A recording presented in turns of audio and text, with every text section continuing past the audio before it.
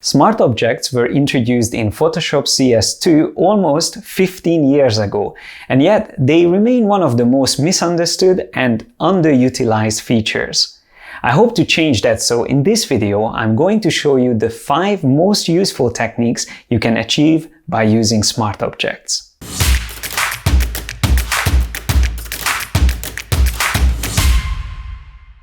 One of the first and most important rules when you work with smart objects is that you should convert a layer into a smart object at the very earliest. So once you bring it into Photoshop, like in this case, let's say I have this rug that I would like to work with in this interior design, I would first turn it into a smart object and only then I would start applying transformations. The reason for that is because that way you can preserve the original quality, but also the original bounding box. Let me show you what I mean. I'm going to hold down Alt or Option key with the Move tool to create a duplicate, and this second one I'm going to turn into a smart object. So now, if I select the original one, I can use the Free Transform tool, Control or Command T, and then holding down the Command or Control key, I can start creating perspective distortion, and this is the distort feature. So if I do that, I'm just going to do this very quickly and put it down here somewhere. When I next time want to go back and use it again, notice how the bounding box is not following the shape of the object anymore. So when I do transformation on it again, it's just going to be really difficult to get it right because I lost control of it. So I'm going to even delete this and I'm going to come back to the smart object version. So with this, when I use the Free Transform tool, I already see a cross on it, and the cross means that this is a smart object. But what actually technically is important is that when I use distortion, like in this case again holding down Command or Control and going down here with these 2 points, I can also hold down Command Option Shift or Control Alt Shift together, and that's the actual perspective distortion, what you're seeing here. So I'm going to set this up roughly. Let's just say something like that. I'm trying to follow the lines on the floor, which by the way is also just a visual. I can show you quickly how this layout looks like, the original actual photograph and the changes that I'm planning to make. So we can again see before and after. So now that I have this in place, maybe I can just drag this one down a bit and these ones can go a bit further. Yeah, that looks quite good. Once I accept the transformation, so I press enter and then I go back with Control or Command T, the Free Transform will preserve the original corners. So that makes it so much easier to make changes.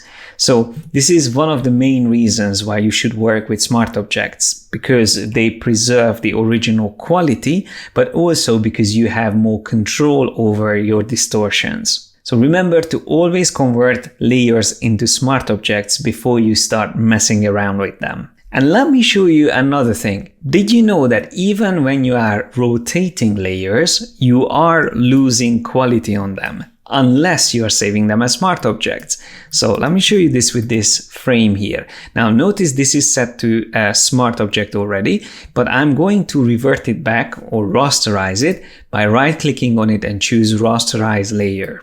So that's now a normal layer, this frame here. And if I use the Free Transform tool, I will be able to make the rotations, but just to compare the two, I'm going to have a duplicate here next to it. So let's keep this one on the left intact, so we will be able to compare them to each other. And I'm going to use the other one and start rotating it. I'm just going to rotate it a bit, let's say around 10 degrees. And then to repeat the transformation, I'm going to use Command or Control Shift T, which is transform again, another useful shortcut for you to remember. And you see it just repeats the same thing. So if I keep pressing that, I can do a couple of rotations, well, quite a lot of them. And because I've done around 10 degrees, I had to do 36 roughly to get back to the original orientation. And you can already see how much of the quality we lost on the way. So everything looks much worse. And that is because by default, any type of transformation, including scaling and rotation, as well as you can see, affects the quality of your layers. Because you are working with pixels, every time Photoshop, when you are rotating, has to rebuild all this pixel information. So it's quite a lot of calculation happening actually. And eventually, as you can see, it leads to loss in quality. So another important reason to make sure you use smart objects, even if you're just rotating things around. Of course, unless they are vector shapes, or vector smart objects brought in from Illustrator, for example. Because when a smart object has a vector source, then these things don't apply, and of course you don't have to worry about it at all. Before we continue, I just wanted to let you know about our creative membership program. For a small monthly fee, you get access to over 200 hours of Adobe certified online training courses. Master all the tools and skills needed to become a professional graphic designer or illustrator. As a pro member, you will get mentoring from me and my team, access to webinars, student forum, and creative briefs to help you build an outstanding portfolio. Pro members can also download the project files for all of our YouTube tutorials. Sign up at yesimadesigner.com/memberships and start your free trial today. And now let's head back to the tutorial. Now let's say I want to change the color slightly on the rug. I want to experiment and see what color works best in this room or kitchen. So since CC 2018 in Photoshop, you can use adjustments as smart filters, which is really cool. So if I use hue saturation, which is a simple one, and you can remember the shortcut as well, it's Command or Control U. As long as you have a smart object already created, this adjustment will automatically be a non-destructive smart filter. So let's say I'm going to change the hue slightly and I'm going towards a bit more navy blue, something like that. Maybe I will make it a bit darker as well. Okay, something like that. Maybe reduce the saturation a bit. Okay, and just to make it very different, I'm actually going to change the color and go towards something more vibrant, just so we can see that we've done a change.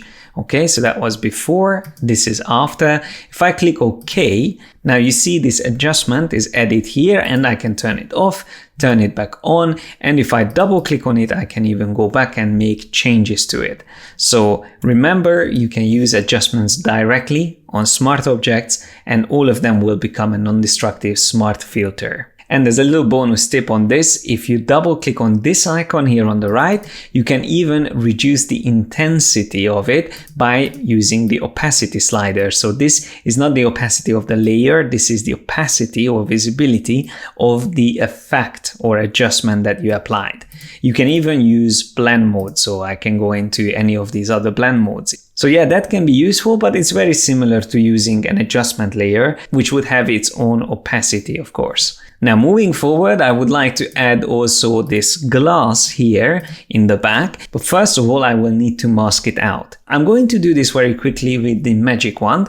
W is the shortcut for that, and I'm going to just click here on the background. So it did a really good selection, and I'm going to click on the mask icon here at the bottom. Now by default this would keep the selected details visible, but if I add the Option or Alt key, it will invert the selection and it will keep whatever was not selected visible.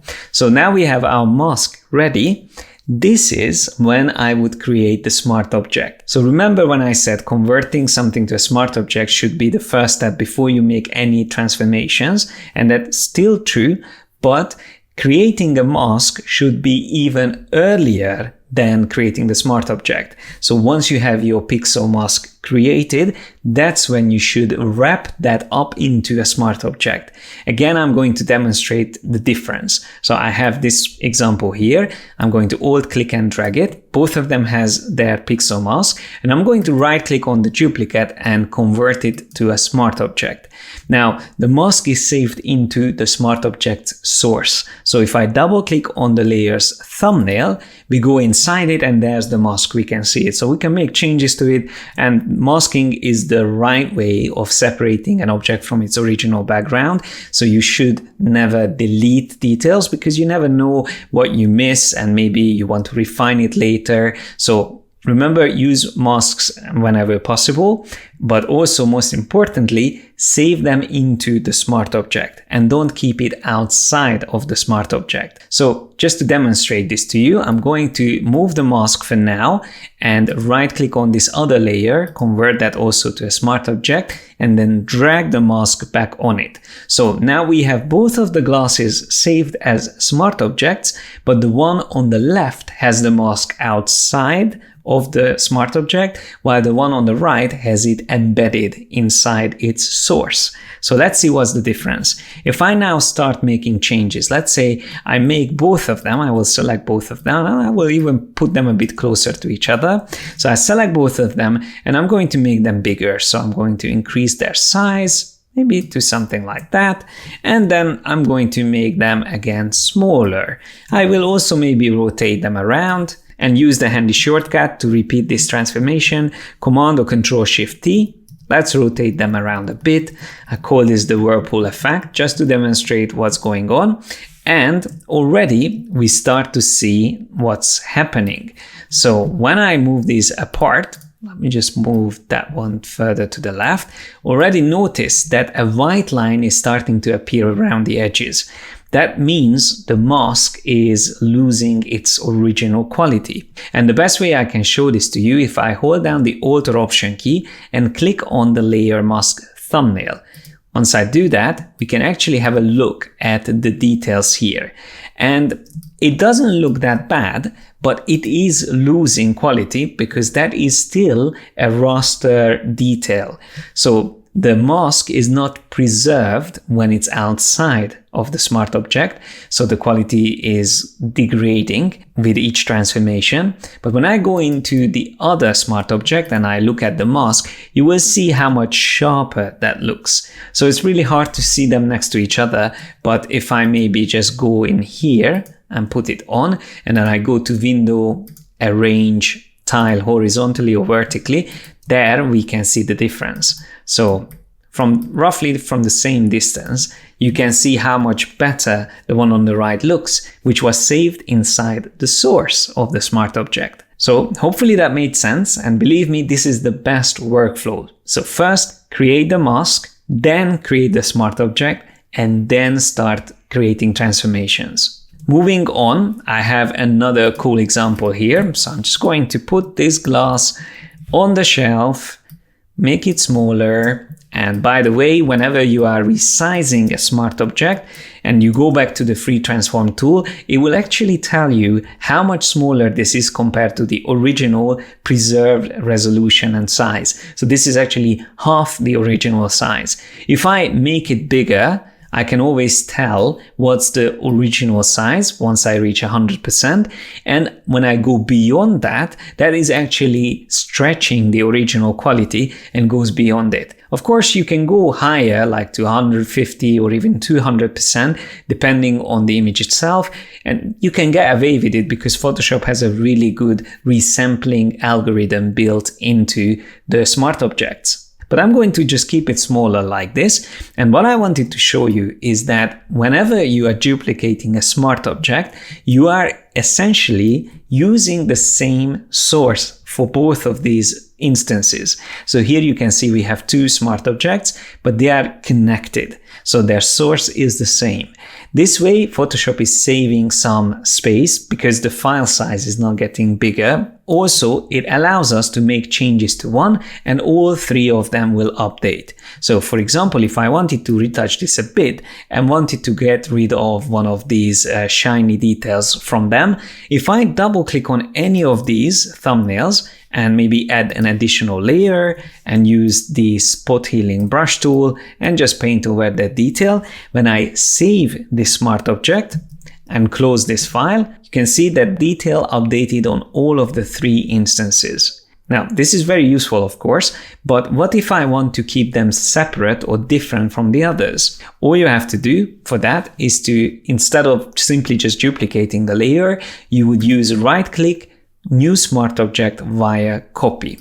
So when I do that and I move that new copy here on the right, now if I go inside this one and delete that retouch detail, save these changes and come back, you can see that's the only one that has that detail. The others are still connected. So that is a chain of smart objects, while this one is the disconnected smart object. And that's all I wanted to show you in this video, but if you feel like there is something that I missed that's worth mentioning about smart objects, please share it with us in the comment section below.